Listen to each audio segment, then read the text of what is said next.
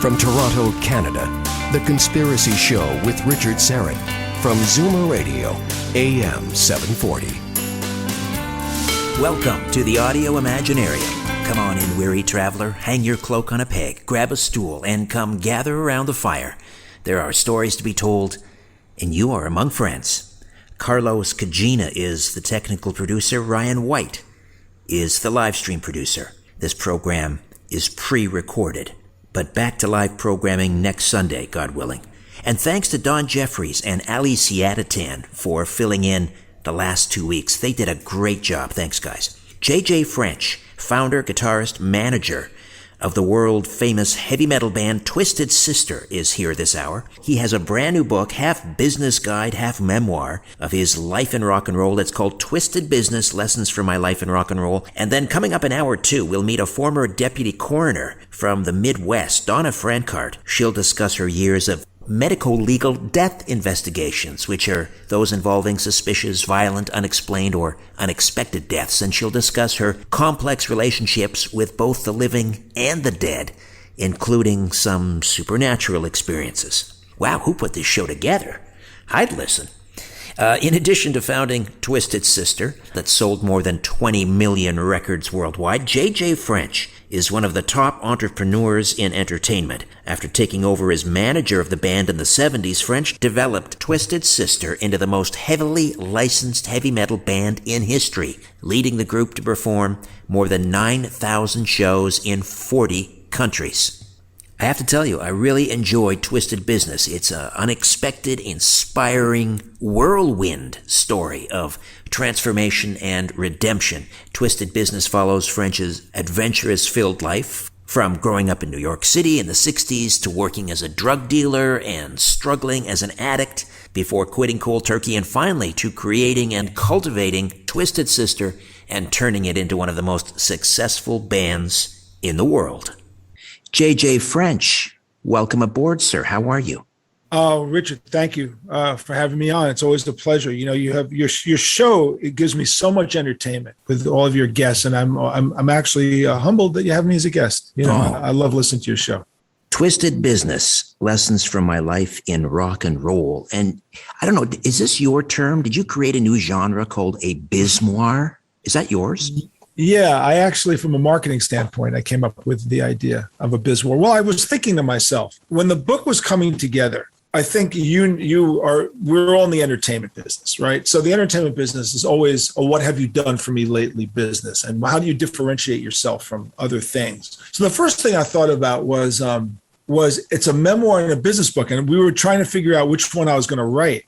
And I said to my co-author, isn't it like any business person who writes a book is telling them their story of how they became the business person that they became? I mean, that's the journey. So it's a memoir and it's a business book. So I decided you take the term rom-com for romantic comedy, or dramedy is a dramatic comedy, you know, that they use in media. So why not come up with a bizwar? And I said, if the word is that effective, every book from now on that's a business book will be regarded or referred to as a bizwar. So that's really what thinking behind coming up with the term. It's interesting because for fans and the listeners who don't know sort of the trajectory of your life and your career, you did all the sex, drugs, and rock and roll before the rock and roll.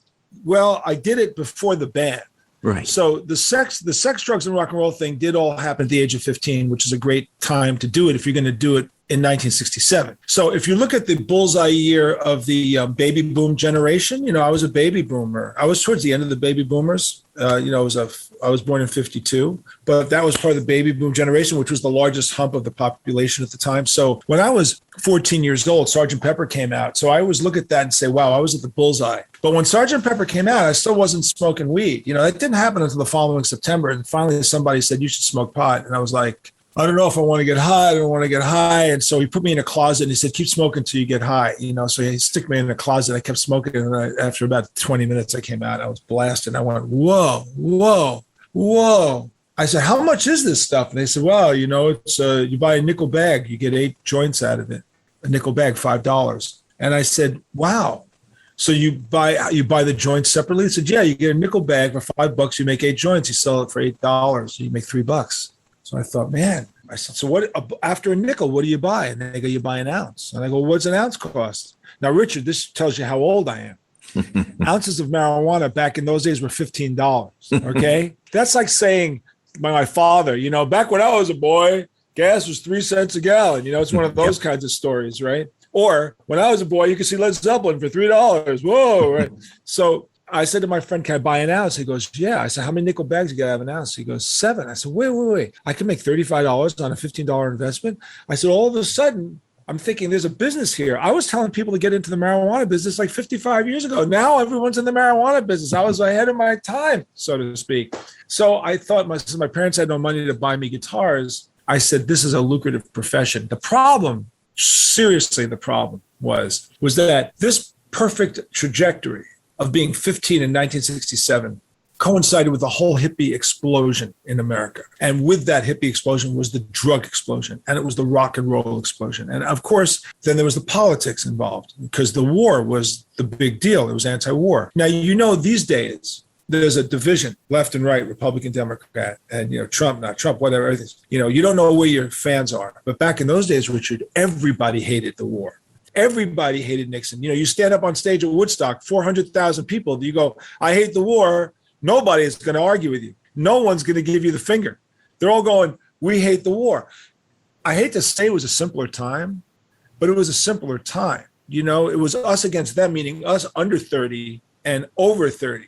And we were not divided by Democrat, Republican. It was this thing. So I enveloped and lived a life of activism, anti-war activities, drug dealing, drug taking, and going to rock and roll shows every weekend. So I was immersed. And when you're immersed in it, you can't even tell how bad it's getting. So over the next 5 years, the whole scene that happened in New York City, you can imagine what the Lower East Side was like when the heroin came in. It was bad.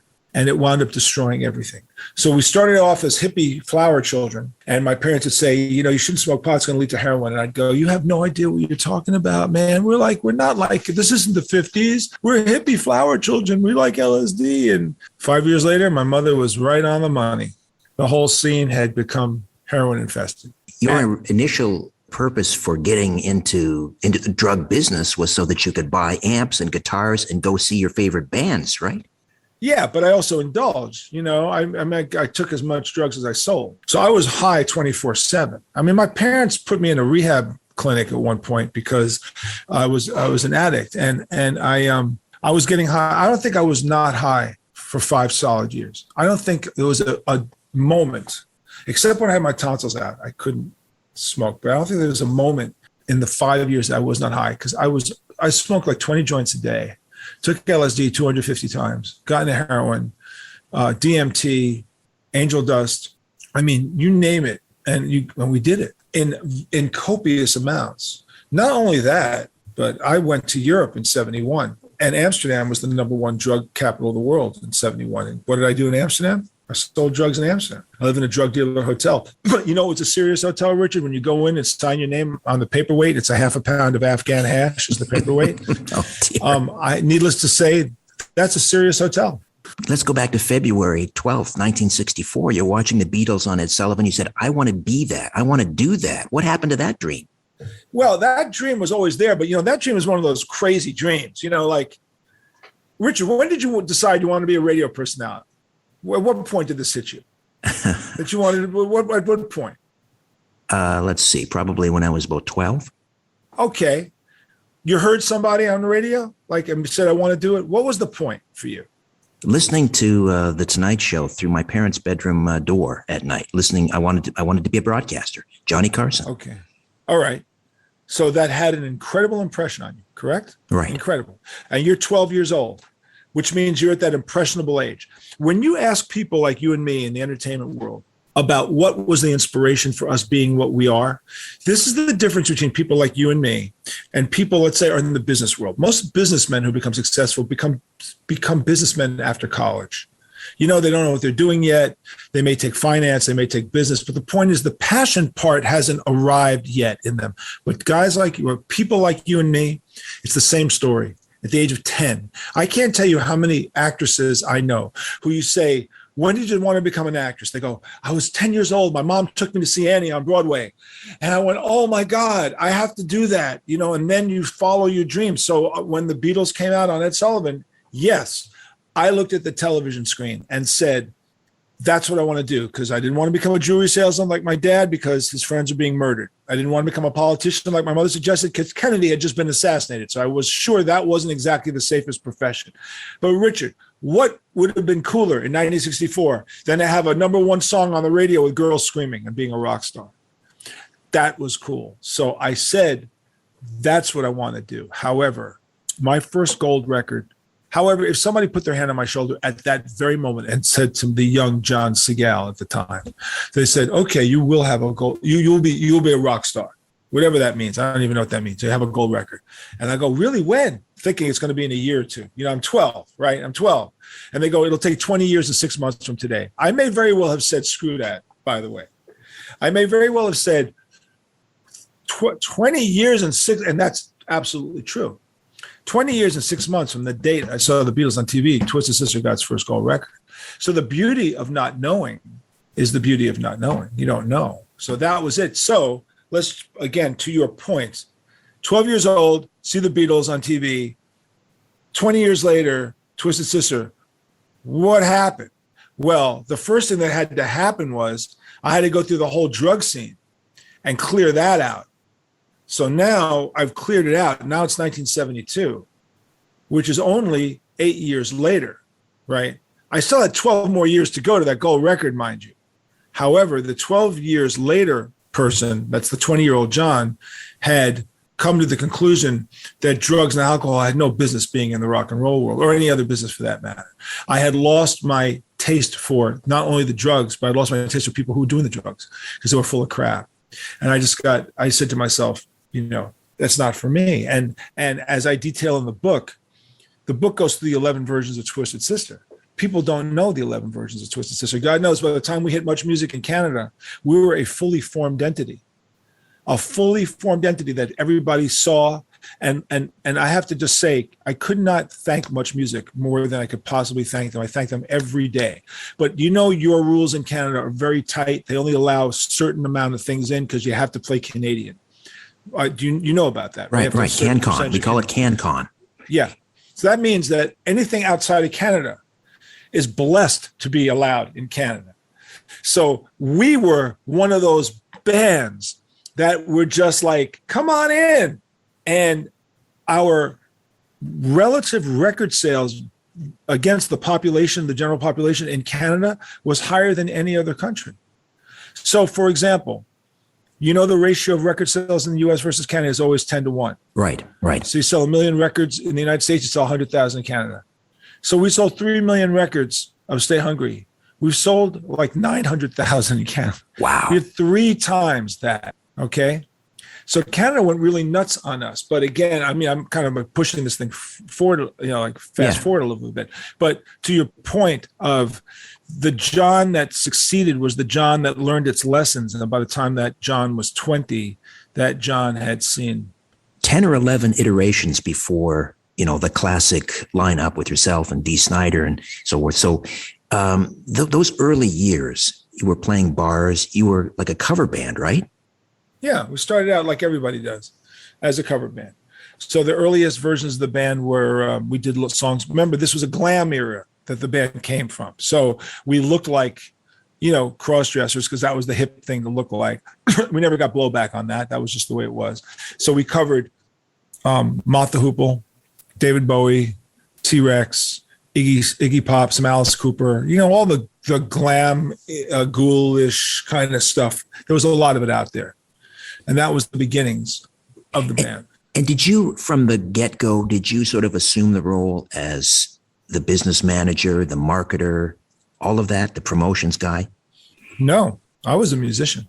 And I did not sign up to do anything more than play guitar. In fact, I was so happy that I didn't have to do anything. I was thrilled. I just showed up and went, okay, if I'm in the band, I'm the guitar player. I don't want to know about anything. I had no intentions of doing it. I didn't take over until we had already had misfires by several other managers. If you look at the 50 years of the band's existence, nearly 50, I've managed at about 40 of those 50. But for 10, we went through a lot of stuff. So my first manager was a guy named Frank Friccione. Okay, enough said about that. So Frank Friccione was the first manager. And then he lasted about 2 years. And then the next manager was the drummer, Mel, who took over. And Mel's the guy who hired me. And I always thought that Mel was like a manager kind of guy, so that didn't bother me until Mel stole the truck from me with the guitar player Keith and then held it for ransom and then smashed the equipment up. So that was depressing.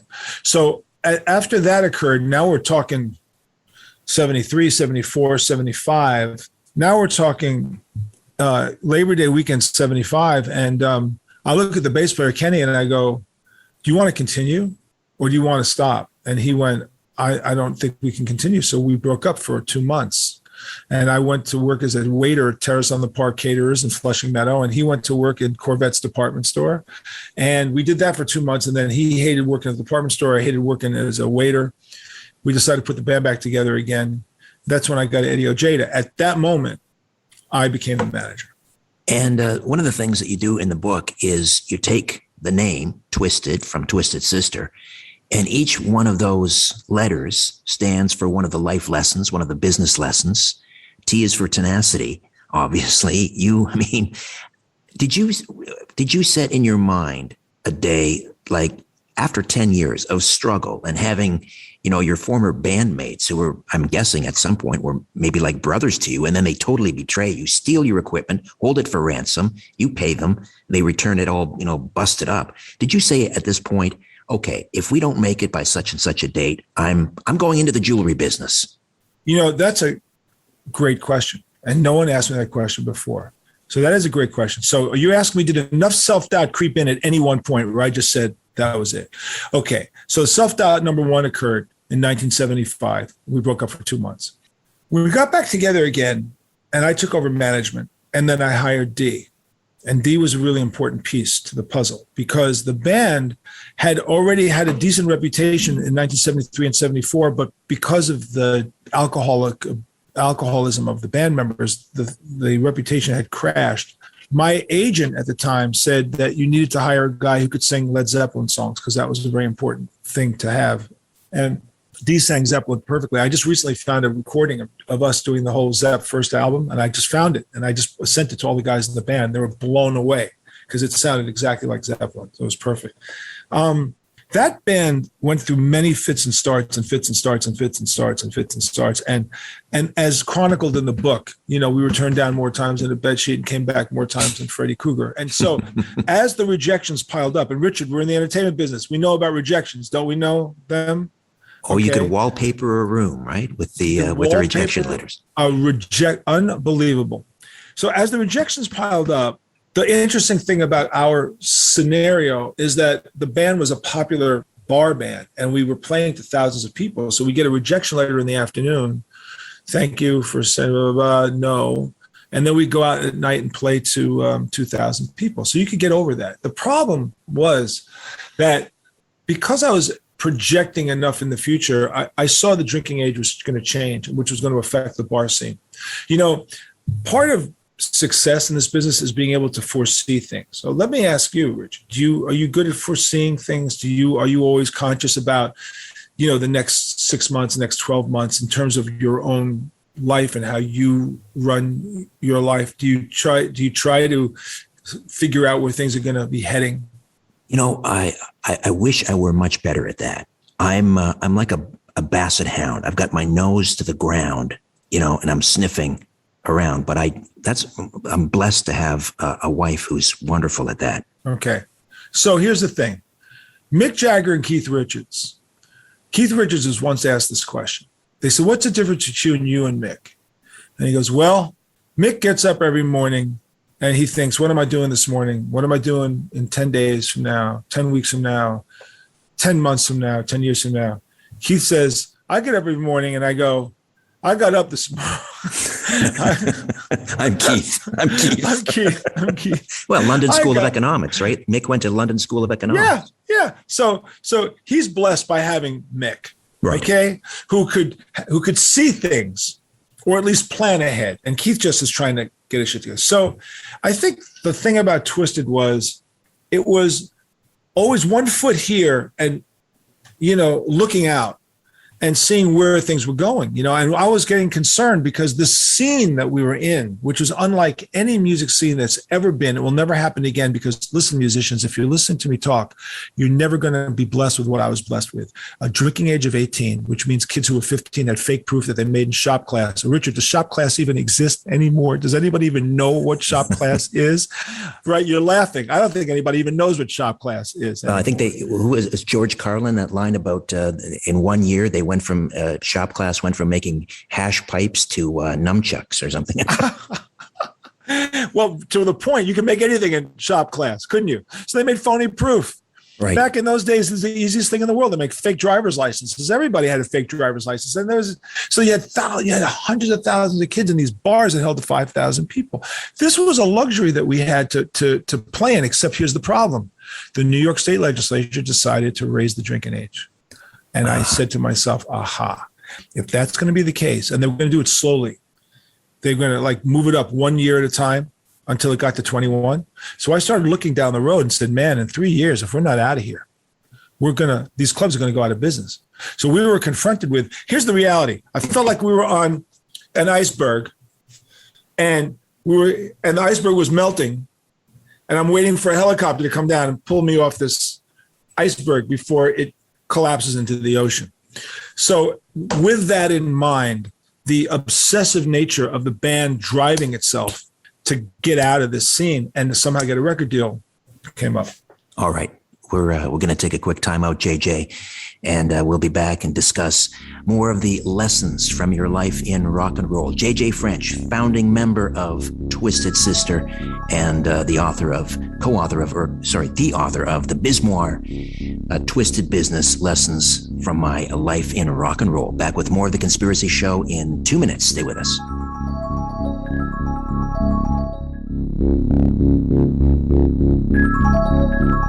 When in doubt, blame the government. You're listening to The Conspiracy Show with Richard Syrett from Zoomer Radio.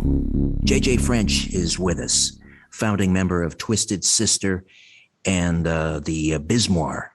Just out is Twisted Business, Lessons from My Life in Rock and Roll.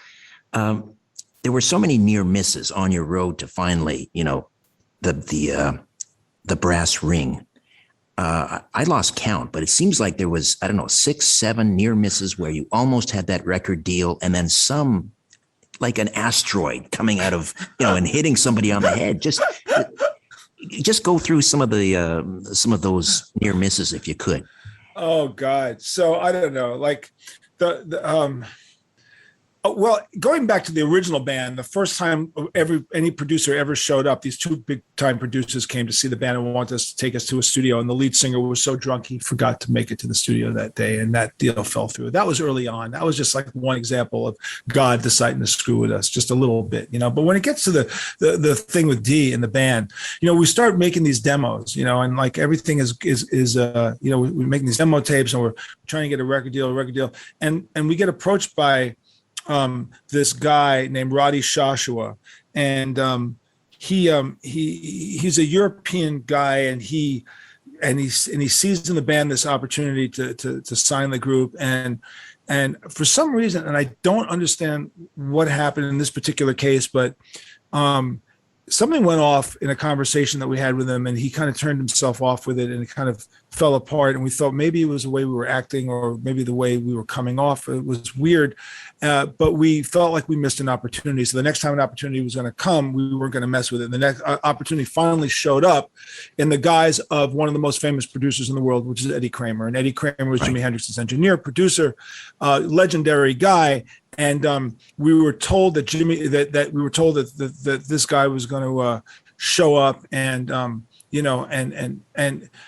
How did we know he was going to show up? Because some girl came up to me during sound check and said that her mother worked in a bank, and that this guy named Eddie Kramer, who's his famous producer, when she said, "How are you doing, Mr. Kramer?" He says, "Very good." She goes, "Well, what are you going to do this weekend?" And he goes, "I think I'm going to go see a band called Twisted Sister." Now, what's the chances of Eddie Kramer walking into a bank, telling a random teller, and that teller's daughter happens to be someone who comes to see Twisted Sister? She comes in, she tells me Eddie Kramer's coming. I don't believe her. Eddie comes down. Here's the problem. The night Eddie came down was the gasoline strike in 1979. People don't understand what the gas crisis was like. We had two big gas crises.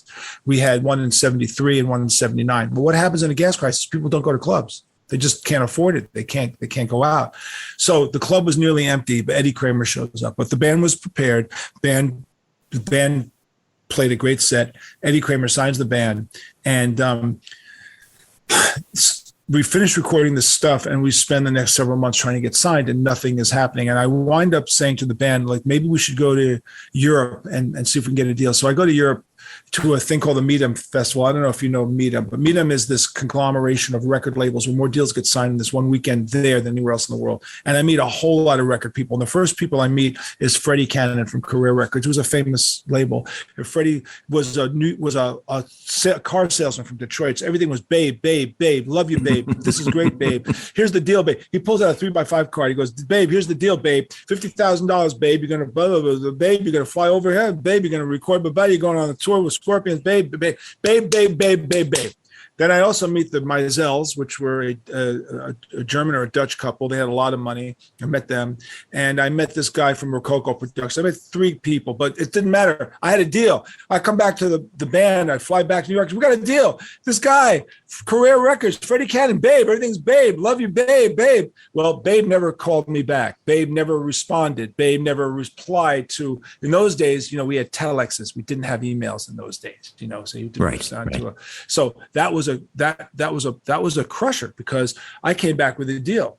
Well, the next thing I hear is that the Meisels, they're interested. So they fly to New York. They open up a new label. They meet with us. They go, listen, this is great. We're going to sign you guys, but we've got 3 records coming out before you, and then you'll be the 4th act. I said, what are the 3 records? They go, Johnny Carson's Greatest Hits, Pope John Paul's New York Yankees, Yankee Stadium speech, and an album by a new band called the Big Fat Pet Clams from Outer Space. You do have that album, don't you, Richard? The Big Fat Pet Clams from Outer Space. Of course. That. It's one of the number one with a bullet. Collection.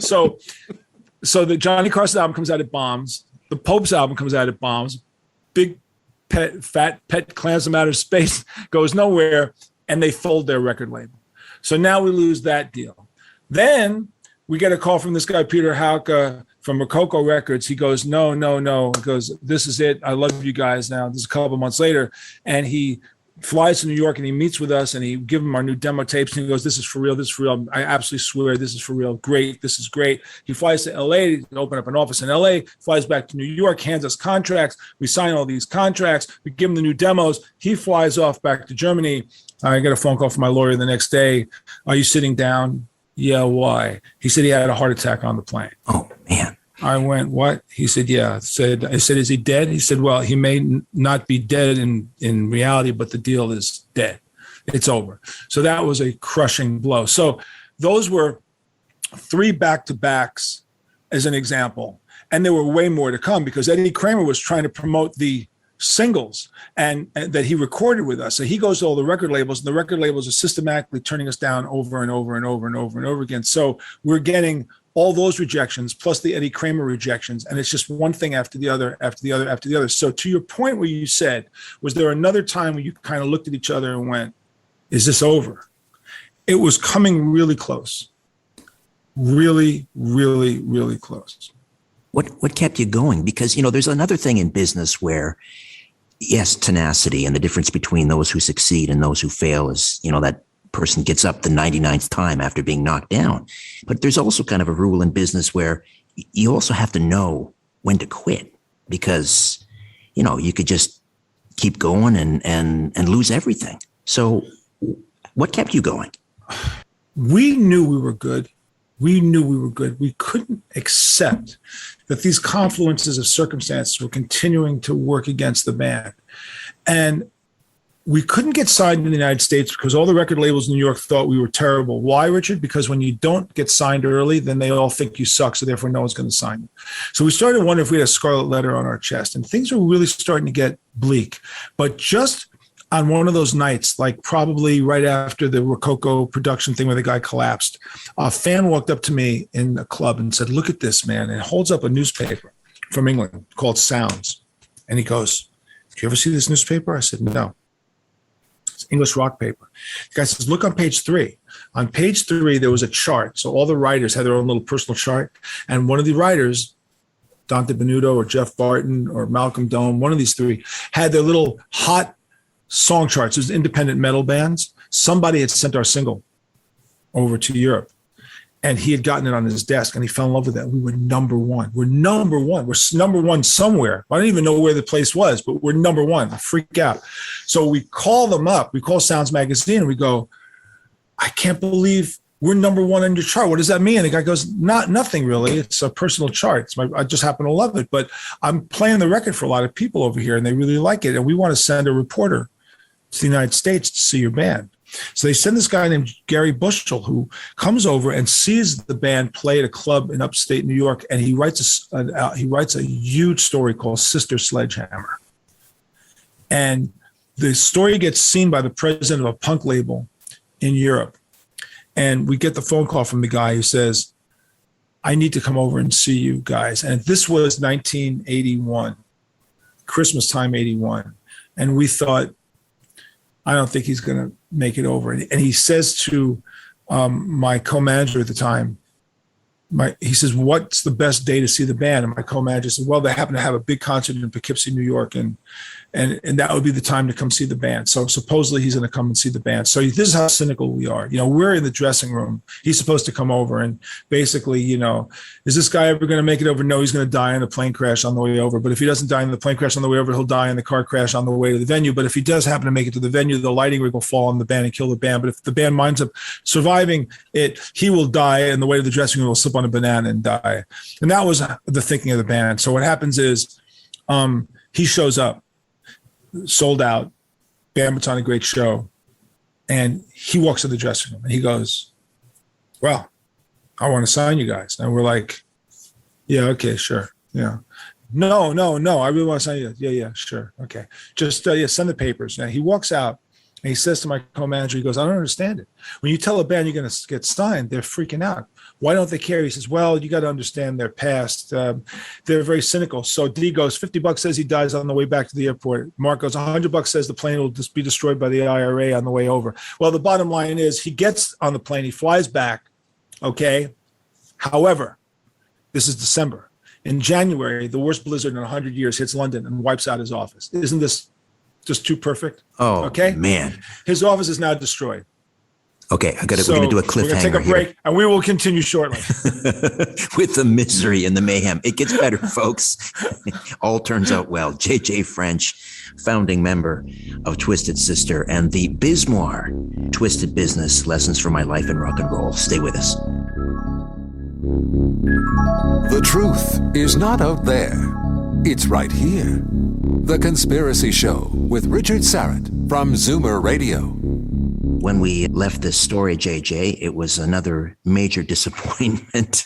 So this guy's going to come over, write this great article on the band, take it back to Europe, and a snowstorm, a freak snowstorm, wipes out his office. So the guy from the record label's office gets wiped out. However, he soldiers on, and they do a deal, and comes April of 1982, and my lawyer says to me, "Guess what? We've done a deal with Secret Records. You guys are going to be on Secret Records. You're going to do a deal with Secret Records. We've got the deal. Pick it up at Kennedy Airport." I drive to Kennedy Airport. I go to the international office there, pick up the contract, meet all the guys in the band on Northern Boulevard in Queens. I was centrally located where we all lived. We pull out the contract. We put it on the hood of Dee's car, and we're looking at it. It says Twisted Sister, Secret Records. All we have to do is sign. Dee, Mark, Eddie, me. Oh my God.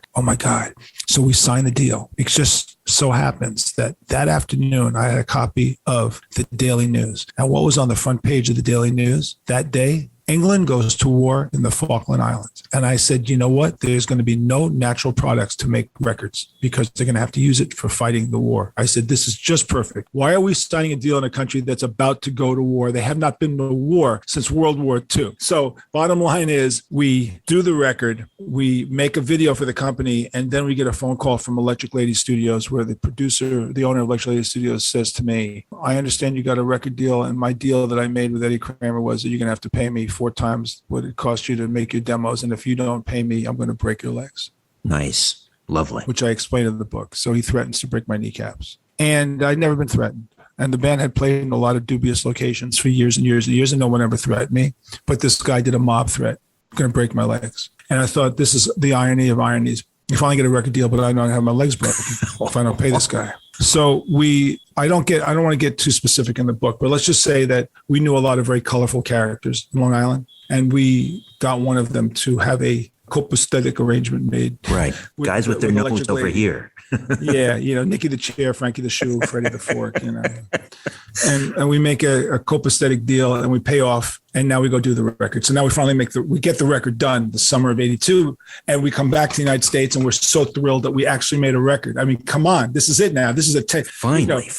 This is a 10-year journey. Finally, we have a record out and we tell our fans, thank you so much for 10 years of support. But Twisted Sister is going to England and we're going to tour Europe. And thank you. Goodbye. It's wonderful. And we do a farewell show and we spend this money and we take out these radio ads. Thank you. Thank you. Thank you. And we get a phone call from my lawyer. And I said, what's up? Is he sitting down? I go, why? He said, Syrett just filed for bankruptcy. Oh, that's like a punch to the gut. And I wasn't even in the band. Yeah. So, the point here is the book describes recovering from these kinds of, how do you recover? Well, obviously we recovered. And I can't give everything away in the book because there's reasons why you buy the book. But the ability to come back time after time after time after time is a resilience pattern by which we learned how to deal with it, and dealing with rejection is really, really tough. I mean, we followed a pattern of rejection recovery, which was called mourning it, reflecting on it, retooling and reapplying. And this, by the way, Richard, is a business lesson that can be used in any business for any reason, not just the music business. It's any business. So what we would do is we'd get this horrible news. We'd think about it. We'd mourn it because it hurt, right? You can't pretend it doesn't hurt. You'd be crazy if you pretended it was hurt. But you kind of process the hurt and then you kind of reflect on it.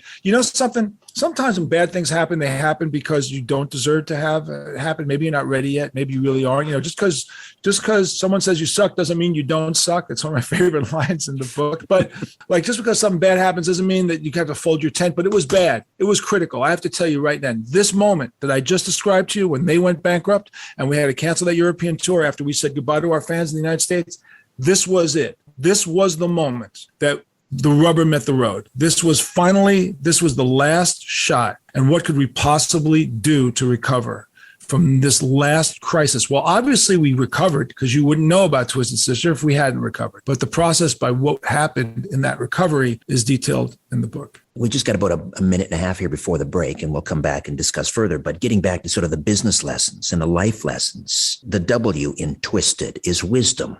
Explain where that comes in. Any successful company has to have somebody with the smarts to see things. Like I said, it's the ability to see things 10 days, 10 months, 10 weeks, 10 years from now. So that's the inherent wisdom. And not everybody in a company has to have it at all. You can't have 5 quarterbacks, but you have to have somebody that possesses enough wisdom to see things through when nobody else can see things through. So all the tenacity in the world is not going to last you unless you're smart enough to apply it. And we'll get into the further descriptions of the letters later on. But that's really what the W why the W is so important. And that was you. And that was me. J.J. And I would say this. Yeah, I would say this. D on the creative side, me on the business side. Because D always wrote these phenomenal songs and he was driven. And so it worked in tandem that way. J.J. French, founding member, Twisted Sister, and the book just out and available at fine bookstores everywhere. Twisted Business, Lessons from My Life in Rock and Roll. Back with more in a moment. Don't go away.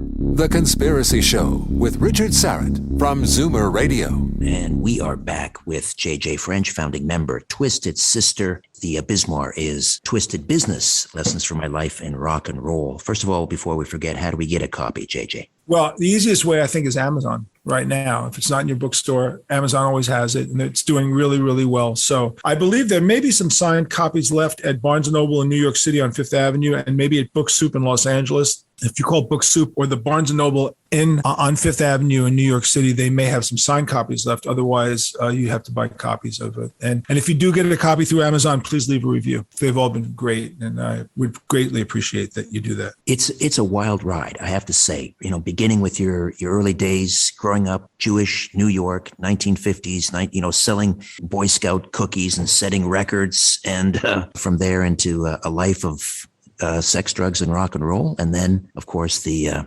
mammoth success of the band, overnight success, 20 years in the making.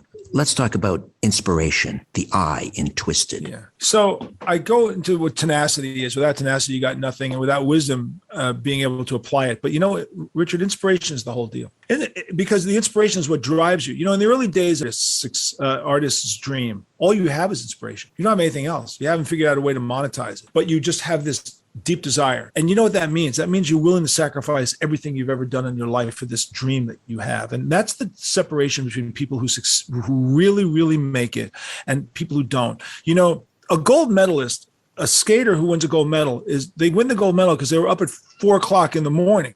And they had to do it. But you and I aren't going to be doing that at 4:00 in the morning. But the person who wins a gold medal, they're going to be doing it at 4:00 in the morning. And that's the difference. So why do they do it? Because when they were 10 or 8 or 7 or 6, they watched the Olympics and saw some phenomenal skater and said, I can do that. So inspiration is what fuels your passion. And hopefully, if you're in a business, you can convert that inspiration into money. Because inspiration does not last indefinitely. I look at it as like a pool or like a cup of fuel. And, you keep dipping into it. And eventually the inspiration has to convert into monetary success because you got to pay your bills. You have to have a life. So your inspiration does work, but you need to be inspired. And like you were inspired by listening to the Johnny Carson show, I was inspired by watching the Beatles on TV and seeing all these great artists that I had the luxury of watching at the Fillmore East growing up because you could see them for $3 any night of the week. And, people don't have that anymore. They don't have that ability. But you can have YouTube, but it's not the same thing.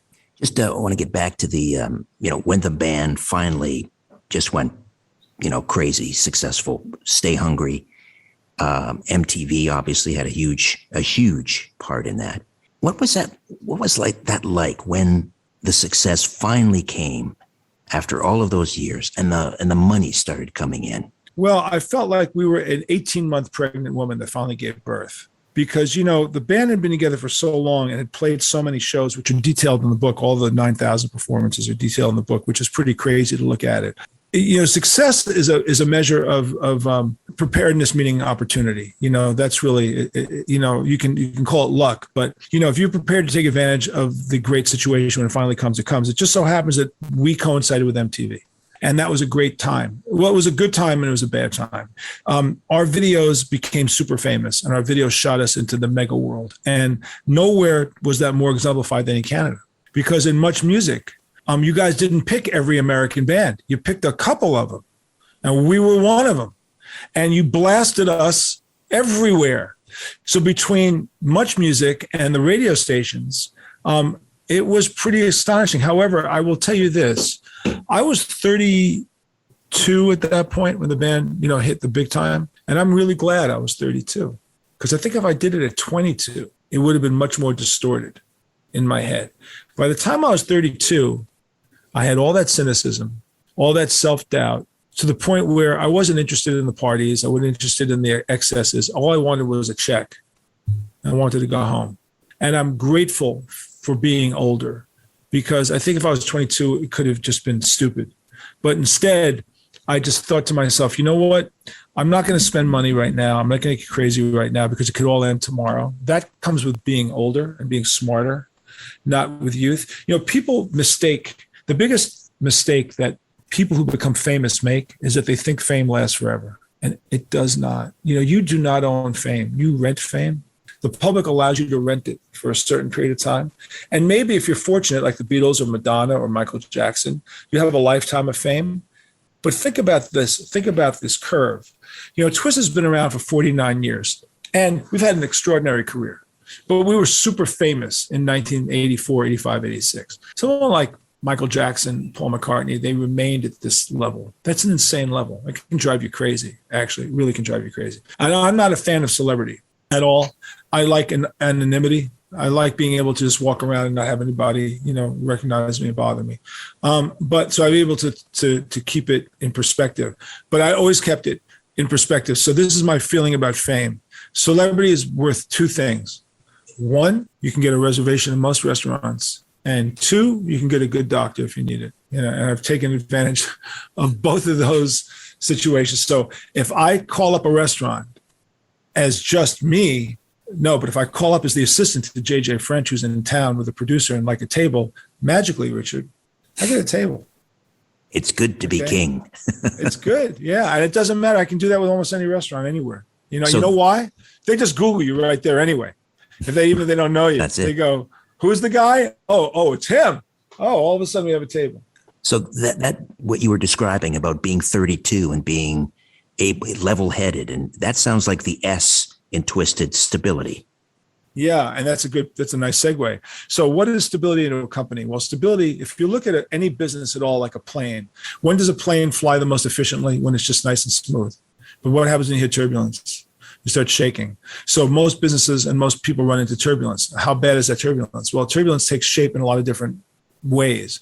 I always say that there's challenges turbulence, there's crises turbulence, and then there's catastrophe turbulence. And you need to be able to understand the difference between challenges, crises, and catastrophes and be able to respond correctly, because you know what? You don't want the catastrophe under any circumstances. And so being able to handle heavy duty problems, like when our truck got blown up, everybody could freak out with that happens, or during these rejections, or, when a band member almost dies, or when the singer pulled a gun out on the drummer and almost killed him. I mean, watching all this stuff and learning how to survive this stuff is an extraordinary experience. So I have explained in detail how to perceive problems that come into your company, how to differentiate between the daily challenges versus the crises prior to the catastrophes. And then also I explain the difference between reactive and proactive trauma.